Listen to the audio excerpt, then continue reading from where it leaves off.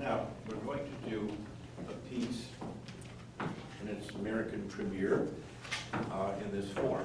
It was actually written originally for and premiered by the Metropolitan Synagogue. Joel's father, Malvin, passed away on January 2nd, 1981. And on January 26th, 1981, cantor Elliot Z. Levine performed a piece that Joel wrote for the occasion.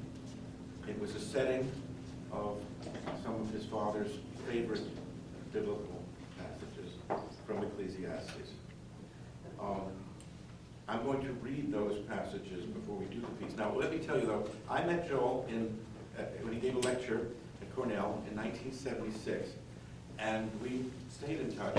I was in Berlin in 1983, and he sent me this piece for performance by the Jüdische Musicale Berlin that I had founded.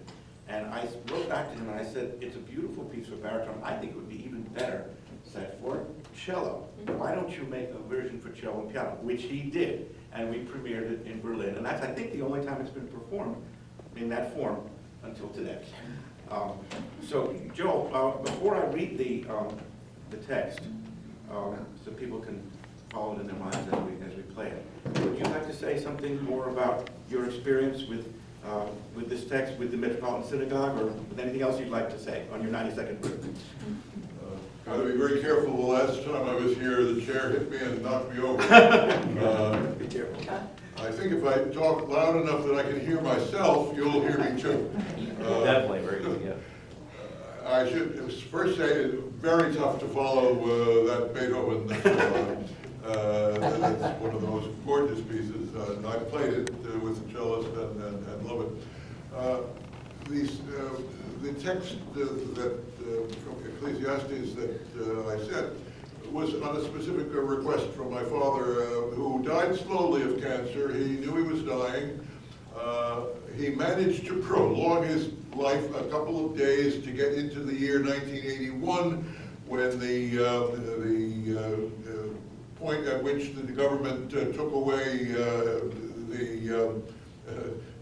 the estate went to a higher figure, so that when he died in December 31st, 1980, the government would have taken a higher portion of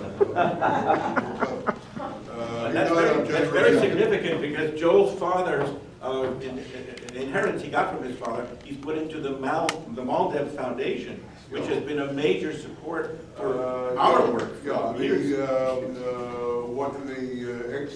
At the point at which the estate would have been taxable, only about $150,000 remained above that, and I had decided to donate it to the former foundation, the Mandelbaum Foundation, named after my parents, which has backed a few Leonard's concerts along the way. It's not a big foundation, and its total capitalization was about $150,000. Not a penny has ever been put in it since. It has given a lot of money away, and its current value is about $150,000.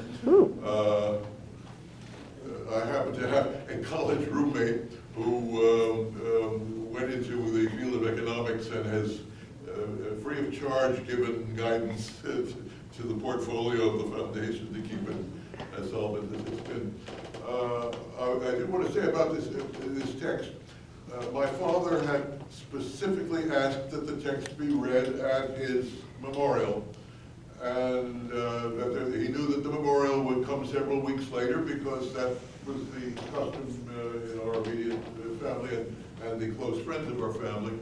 And so that gave me 3 weeks to set the text, and I did. I thought it would be better sung. Leonard's idea that it works better as a cello piece, I don't know. To me, every note, as a composer, I have, especially since those days of the 1980s, almost all of my music has been settings of texts. I let the poets guide me. The poets have an advantage of us pure musicians. If one is nowadays, the people who guide the field seem to think that tonality was killed, didn't die, was killed, annihilated, perhaps a century ago, and one has to face those facts. The poets have not decided that the English language has been annihilated and continue to use language that people of 2 centuries ago would understand. And I let them inspire me. I have stayed away from the excesses of modernism, taken a few additions that they have made to the repertory of music, a little more emphasis on registration, on texture, on timbre. But I haven't taken the subtraction that they've done. I've not subtracted harmony. I simply refuse to let harmony go. And by harmony, I mean the harmony that people understood 2 centuries ago. So you'll hear some of that in this piece. And that's basically... And this is, of course, a text from the Bible, from Ecclesiastes chapter 3, chapter 31. It reminds me of... I've said it well, but I think Pete Seeger may have said it even better. But he elaborated on it, actually. Well, I swear it's not too late, is his line, which is not in here. But I just want to say, Joe has, in his Mandelbaum Intro, funded many things, including Sacco and Vanzetti, which Michael played Vanzetti in, and Tales of Malamud. I set several works of Malamud to music, and at one point we had a bit of a disagreement or a problem, and I was complaining to my publisher, and he said, next time pick a dead author. I said, you have any suggestions? He said, the Bible's always good. So here you go. Okay.